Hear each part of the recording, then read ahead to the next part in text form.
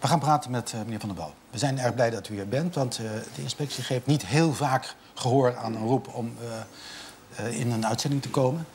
Dat u dat vandaag doet, daar zal vermoedelijk ook u een reden voor hebben. Wij hebben u gevraagd omdat er een aantal kwesties spelen waarbij de inspectie, laten we zeggen, in opspraak is geraakt. Of in elk geval zoiets in die zin. En daarvan hebben we een paar beeldjes die aan ons gesprek vooraf kunnen gaan. De neuroloog Ernst Janssen Steur vertelt tientallen patiënten ten onrechte dat ze lijden aan Alzheimer, MS of Parkinson. De arts blijkt verslaafd aan medicijnen die hij steelt in zijn eigen ziekenhuis. De inspectie voor de gezondheidszorg komt te laat en onvoldoende in actie, oordeelt een onafhankelijke commissie. Meer dan 50 klachten worden ingediend tegen orthopedisch chirurg Kees de Bruin. De orthopeed voert rugoperaties uit volgens een omstreden methode. Veel patiënten worden blijvend invalide. Advocaten van slachtoffers hebben geen goed woord over voor de afhandeling van de klachten. In 2007 moet baby Jelmer onder het mes vanwege een verstopping in zijn darm. Door een reeks medische fouten loopt Jelmer een zware hersenbeschadiging op. De inspectie komt na 3 jaar met een kritisch rapport, maar trekt dat vervolgens weer in. Ja, dit zijn zomaar een paar in het oog springende geschiedenissen. Hoe is het nou eigenlijk als het gaat over de inspectie? Stel, er gebeurt ons wat. Het gaat mis. Er wordt, bijvoorbeeld hadden we vanmiddag op de redactie, in plaats van een been een arm afgezet. Moeten we dan u bellen? Dat ligt eraan. Kijk, wij zijn ervoor om in het algemeen belang de veiligheid en de kwaliteit van de zorg zoveel mogelijk te garanderen. En dat doen wij door toezicht te houden. Ja. Soms doen we dat door het onderzoeken van een bijzondere melding of bijzondere klacht. Dat kan best zijn een afgezet been in plaats van een afgezette arm. Op het moment dat wij dat doen, kunnen wij die situatie natuurlijk niet herstellen. Wat wij wel kunnen doen is zorgen dat die patiënt, laten we zeggen, andere patiënten niet meer overkomt. En dan zoeken wij dus afhankelijk van de ernst van zo'n melding of klacht naar structurele feilen in de zorg. Wanneer is het structureel? Of nee, laat ik het anders zeggen, wanneer is het ernstig?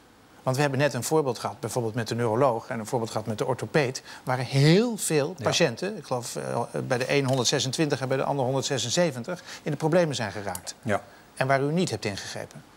Nee, nou gaat het wel om heel verschillende casuïstiek, gevallen, waarvan 1 al 8 jaar oud is, maar goed. Ze zijn alle 3 heel ernstig. Die zaak van de orthopeed is nog niet afgerond, dus dat moet ik wel even zeggen. In de zaak van Jelmer hebben wij het gewoon hartstikke fout gedaan. Dat vind ik heel erg. Ik schaam me daar eigenlijk ook voor. Ja. Maar goed, bij Jelmer komen we zo. Maar u moet misschien even uitleggen voor ons allen, dat we het goed kunnen begrijpen. Er gaat iets mis. We zijn patiënt. Dat zijn wij allemaal hier, soms. Ja. We hebben het net even met u Grapper de Wijs erover gehad, maar we zijn het allemaal wel een keer. We komen in het ziekenhuis, het gaat mis. Bij wie zijn we dan in eerste instantie aangewezen? Dan moet je in eerste instantie naar de klachtencommissie van die instelling, in dit geval van het ziekenhuis. Ja, maar dat is natuurlijk wel een verdachte partij, toch? Nee, dat zijn onafhankelijke klachtencommissies. Ze hebben vaak, of bijna altijd, een onafhankelijke voorzitter. Ook mensen die niet in dat ziekenhuis werken. Maar de ervaring leert dat de verbinding met de instelling helpt om herhaling meer te voorkomen. Als de behandeling van de klacht te veel op afstand of centraal in het land zou gebeuren, dan zie je dat zo'n behandeling juridiseert. En dat het weinig gevolgen heeft, goede gevolgen heeft voor die verbetering van de zorg en om herhaling te voorkomen. Het hangt er ook een beetje vanaf wat je wil. Wil je geld, dan moet je wat anders doen. Wil je genoegdoening, dan moet je in ieder geval naar zo'n commissie. Wil je dat de zorg beter wordt of dat herhaling wordt voorkomen, dan zou je naar de inspectie kunnen gaan. Maar dan moet je het presenteren als een melding. Inspectie, gaan jullie daarmee aan de gang? En dat doen wij dan ook. Nou ja, je hebt een verslaafde neuroloog die 8 jaar bezig is, allerlei verkeerde diagnoses stelt. En uiteindelijk is er niet veel gebeurd. Nee, nou ja, ik ben ook helemaal niet trots op dat geval. Dat gaat nu te ver, denk ik, om dat helemaal uit te zoeken. Kijk, wij weten ook niet alles en wij horen ook niet alles. Dus je moet wel maar het ziekenhuis, we volgen even uw route, als u het goed vindt. Het ziekenhuis hoorde dat namelijk allemaal wel.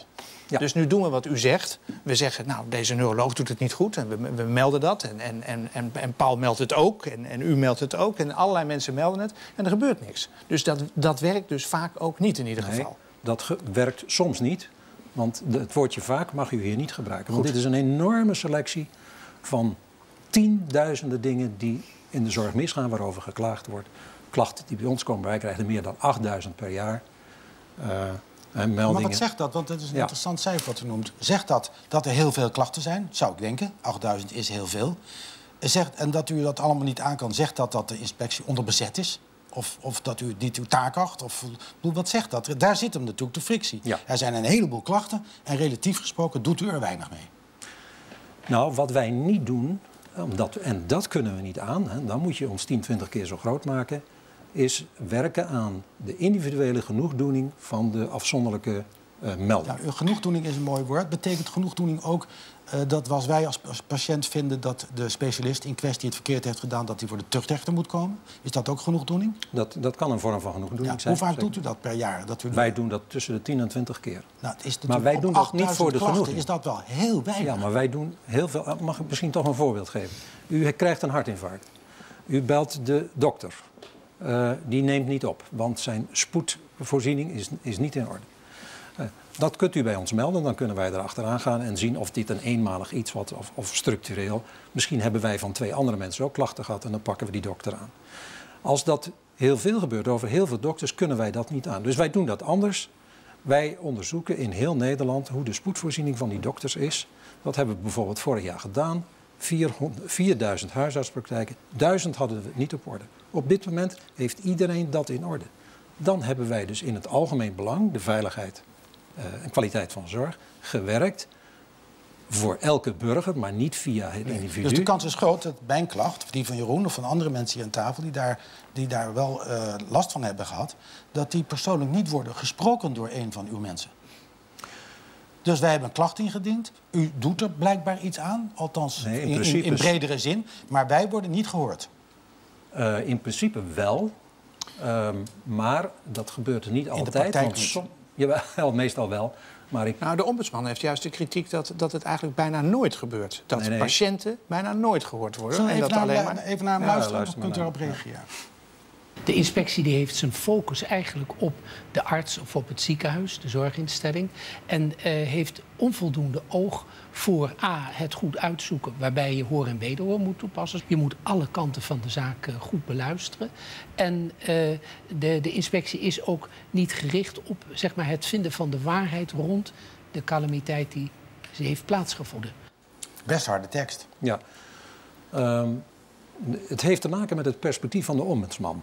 Hij is gericht op het individueel belang van de kwetsbare afhankelijke burger van de overheid en in dit geval ook in de zorg. Zo bekeken begrijp ik dat heel goed. En komen burgers, patiënten, cliënten bij ons ook vaak tekort. Maar stelt u zich voor, er zijn 5 mensen die een melding doen bij ons over een niet functionerende intensive care. Dat is voor ons genoeg om naar die intensive care te gaan en te zien wat zich er werkelijk afspeelt en eventueel die intensive care te sluiten. Komen er nog 5 mensen, dan hebben wij die informatie eigenlijk niet meer nodig. Maar die mensen komen in hoge nood bij ons en dan kunnen wij hen eigenlijk niet die genoegdoening leveren. Dat is ook een probleem. En dus je hebt in Nederland met alle rijksinspecties, ook van onderwijs, verkeer en waterstaat, zogenaamd risicogebaseerd systeemtoezicht. Je moet zorgen dat het hele systeem veiliger wordt, beter functioneert. En daar staat tegenover dat individueel belang, de gekwetstheid, de schade van de burger. Maar u kiest een eigen voorbeeld en dat voorbeeld maakt u mooi door te zeggen er komen 5 klachten. Wij controleren of die klachten kloppen. Als het klopt, dan sluiten we de intensive care en daardoor hebben we geen tijd meer om nog 15 andere mensen die ook op die intensive care een klacht hebben. Ja, dat hoeft dan ook niet meer, want eigenlijk is de put gedempt. Ja. In de voorbeelden die we net zagen, bijvoorbeeld van een orthopeed of van deze neuroloog, heb je dus tientallen klachten die er zijn en die put is niet gedempt. Wat gaat er dan mis? Jawel. Is het dan mis bij uw organisatie? En wat is er dan mis bij uw organisatie? Nee, die put is uitstekend gedempt. Want bij al die gevallen, dus van de orthopeed, van Heintjes, die gisteren langskwam, nu niet, Janssen Steur, hebben wij ervoor gezorgd dat die artsen niet meer werken. Na 176 gevallen. Ja, maar dat... Nee, maar u had net een voorbeeld zo mooi die we begrepen en dat we mooi meeknikten van 5 gevallen. Als wij het weten, en zo werken wij tegenwoordig, wij hebben ons werk natuurlijk ook verbeterd de afgelopen jaren, nogmaals. Ja. Dus wat ging er dan mis bij zoiets? Wat is het dan? Is het dan uw organisatie te ambtelijk? Doorziet u niet snel genoeg hoe belangrijk het is? Krijgt u onvoldoende reactie vanuit de betreffende zorginstelling die zegt van er gaat hier iets niet goed? Nou, wij krijgen soms te weinig informatie, maar ik moet toegeven dat in sommige situaties wij voldoende informatie krijgen en dat we er te lang over doen. Dat soms zorgvuldigheid een beetje ontaardt in bureaucratie, te veel precisie, te veel uit willen zoeken, in plaats van erop uitgaan. U bent daar de baas, hè? Ik ben daar de baas. Ja, dus u moet ervoor zorgen dat het wel goed functioneert. Zeker, en daar ben ik ook hard mee bezig. Maar te laat aan begonnen, of wat is het? Nee, maar het is kijk eens, wij hebben een fantastische organisatie, echt waar, ondanks wat de ombudsman zegt. Dat is niet helemaal het beeld dat de afgelopen dagen naar buiten kwam. En daar ben ik me heel goed van bewust. Hè, maar wij maken ook fouten. Wij hebben een organisatie van professionals, die zoeken we daarop uit. Want de kern van toezicht houden is inspecteren en dan oordelen en dan iets doen. Dat oordelen, dat is een heel moeilijk vak. Daar zoeken we natuurlijk een beetje eigenwijze, kritische mensen voor, die ook zelfstandig kunnen opereren. Maar in het geval en ik heb ze niet allemaal aan het touwtje. Die gewoon talloze verkeerde diagnoses heeft gesteld omdat hij zelf aan medicijnen verslaafd was. Die gewoon mensen Alzheimer heeft toegeschreven wat ze helemaal niet hadden. En die mensen zijn zwaar gedupeerd. Daarvoor heeft u gezegd, ja, die kan nu zijn beroep niet meer uitoefenen. Maar die mensen vinden natuurlijk allemaal dat die man voor de tuchtrechter moet worden gesleept. Ja. Door u. Ja, maar dat doet u niet. Dan zijn hier twee misverstanden. Eén, de primaire verantwoordelijkheid voor de kwaliteit en veiligheid van de zorg ligt bij de professional en bij de zorgaanbieder. Die moeten het eerst doen. Dat vergeten we vaak als er iets misgaat. Wel, inspectie, waarom hebt u niks gedaan? Ja. Dus in het geval van Janssen Steur heeft het heel lang geduurd voordat er überhaupt iets bij ons gemeld werd. Dan een ander misverstand wat ik graag ophelder. Hoe lang heeft dat ongeveer geduurd, denkt u? Even voor een idee. Hoeveel jaar was deze man bezig met deze foute diagnoses te stellen onder verslaving voordat u ervan te horen kreeg? Ja, ik denk toen wel, ik dacht dat het tussen 96 en 2004, 2003, zo lang heeft dat geduurd. Ja, dat is toch verschrikkelijk? Dat is verschrikkelijk. Ja. Dat vind ik ook echt maar heel u zegt, we kregen net iets te laat informatie, maar u zei, we hebben daarna... toen het eenmaal begon in 2003 en het bleek achteraf in 96 alles eerder een... Maar nog even, waarom heeft u die man niet voor de tuchtrechter gezet? Ja, dat wil ik graag uitleggen. Kijk, er wordt vaak gedacht, en het woord suggereert dat ook, dat tuchtrecht is om te straffen. Maar dat is niet zo. Straffen doen we via het strafrecht. Tuchtrecht is om te corrigeren. En wij gebruiken het tuchtrecht alleen als wij op een andere manier die professional niet kunnen corrigeren. Maar, en wat hebben we in dit geval gedaan? U noemt het zelf ook genoegdoening. En genoegdoening, althans vanuit ons gerekend als consument, betekent... die man is gepakt en die krijgt de straf en die is voor de tuchtrechter gekomen. Ja, dat begrijp ik heel goed. En dat is ook de reden waarom mensen zelf vaak ook naar de tuchtrechter gaan. Hoewel ze ook vaak gaan om de zorg te verbeteren. Maar wij gaan niet om te straffen naar de tuchtrechter. Ja, mevrouw Torenburg? Nou, wat mij zo verbaast is dat er dus een moment kan komen... dat er heel veel klachten bij een ziekenhuis binnenkomen. Die klachten komen niet bij u. Uiteindelijk, als het voor die individuen aardig wordt opgelost... komt het misschien wel nooit bij u en kan iemand jaren doorgaan. Hoe maakt u nou die link tussen uw organisatie en die klachtencommissies van het ziekenhuis? Ja. En een andere vraag is, hoe treedt u op als iets heel erg misgaat waar u geen klacht over krijgt? Zoals het leed wat meneer is aangedaan in die behandelingen. Ja. Uw eerste vraag, die proberen wij als volgt te beantwoorden. Hè. Dus de ziekenhuizen, de instellingen hebben een klachtencommissie. Die horen daar per jaar... horen die de klachten te verzamelen. Ze moeten ook iets met die klachten doen. En wij inspecteren het functioneren van de klachtencommissie. Dus dan krijgen we, zeg maar op gegroepeerd niveau krijgen wij de klachten aangeleverd. En dan kunnen wij iets doen. Als het ernstig is, moet het ziekenhuis ons natuurlijk al eerder waarschuwen. Dat is hun plicht. Als er een calamiteit is, moeten ze dat volgens de kwaliteitswet aan ons melden. Maar ze hebben natuurlijk een begrijpelijke drempel. Want dan geven ze zichzelf aan. Ja, die drempel begrijpen wij allemaal. Hè, maar daar kun je moeilijk de inspectie de schuld van geven. Nee, maar misschien is het daarom geen goede regeling. Jawel, want men merkt ook in toenemende mate dat als je dan toch ontdekt wordt... terwijl je had moeten melden als calamiteit... dat je dat duur komt te staan. In reputatie, wij maken daar steeds meer gebruik van... en sinds een jaar kunnen wij ook boetes geven voor het niet melden van een calamiteit. En dat doen wij ook. Mogen we nog één element met u doornemen? Mag ik toch nog iets zeggen over dat tuchtrecht? Want wat wij in dat geval van die 3 dokters hebben gedaan... is zorgen dat die mensen uit het BIG-register zijn geschreven... en dus niet meer als arts mogen functioneren. Dat wordt vaak vergeten. Dan zou je kunnen zeggen, het werk voor ons is gedaan. Zij kunnen zich niet zo weer inschrijven? Nee, want als ze zich weer aanmelden... Het duurt alleen vrij lang. Er waren inmiddels al vrij veel slachtoffers. Ja, maar dat is even een ander verhaal. Ik heb het nu even over... Ik begrijp het. Wat u dan uiteindelijk kunt doen. Ja, Nog één element, want functie het is van de even voorbij gekomen. Dat is het kleine kindje, baby Jelmer. Ja. Die is nu ook wat groter. Maakte deel uit van een drieling. Had een probleem met zijn darmen, werd geopereerd. Daar is iets misgegaan bij die operatie. En dat heeft vermoedelijk te maken met de anesthesie. En vermoedelijk te weinig zuurstof. Wat het precies is volgens mij nog steeds voor een groot gedeelte onduidelijk. Ja. Dat heeft jaren geduurd. Die ouders zijn jarenlang bezig geweest om van het medisch centrum in Groningen, was het geloof ik, te horen te krijgen wat er nou eigenlijk met hun kind is mislukt en is gebeurd of mislukt in die operatie. En ze hebben het niet te horen gekregen. En ook eigenlijk niet van de inspectie die daarbij betrokken was. Daar heeft de inspectie behoorlijk ook van langs gekregen. Hoe kijkt u naar zo'n zaak?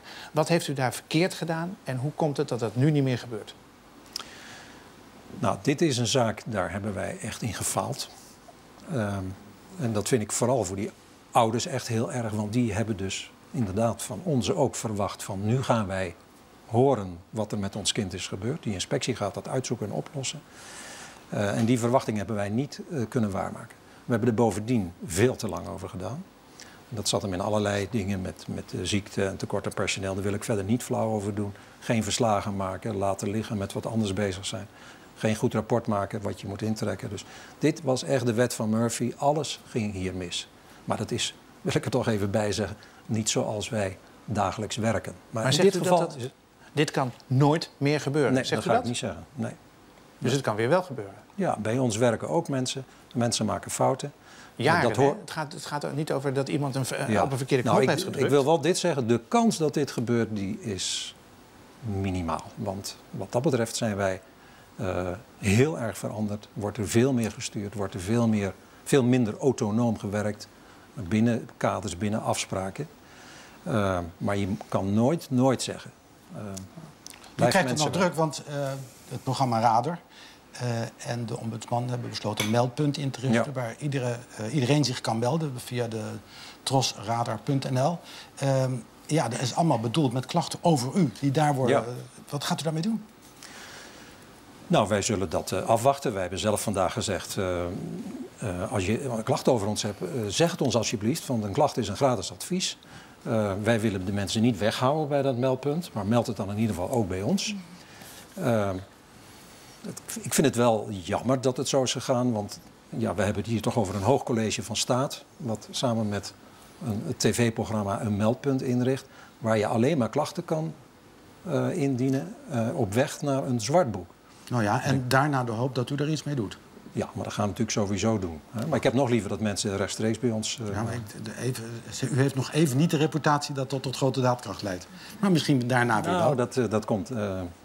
Dat valt reuze mee. Misschien dat we er op een ander moment... vragen. Maar is er ook misschien iets dat er structureel veranderd moet worden? Want als ik u goed beluister, dan zegt u van... het is heel spijtig dat het allemaal gebeurd is. Maar de gedane zaken nemen geen keer. En we hopen maar dat het in de toekomst niet al te veel meer gaat voorkomen. Maar moet er structureel binnen de gezondheidszorg iets veranderen naar uw idee? In de zorg of bij de inspectie? Bij de inspectie? Ja, bij de inspectie ook. Dat is overigens een verandering die wij al hebben ingezet. Dat wordt nu heel technisch, maar... Iedereen heeft tegenwoordig 1 baas. Dat was vroeger, waren dat er 2. En dat gaf ontsnappingsmogelijkheden voor... Justitie en volksgezondheid. Nee, ik bedoel in huis. Dat je een technische baas en een inhoudelijke baas. Ja. En dat gaf de mogelijkheid voor toch vrij zelfstandig werkende professionals... om ze nu en dan te soleren. Ja. Dat kan nu niet meer. Hopelijk komt u nog een keer bij ons aan tafel. Als misschien dat zwartboek enigszins gepresenteerd is en er weer een reactie gevraagd wordt.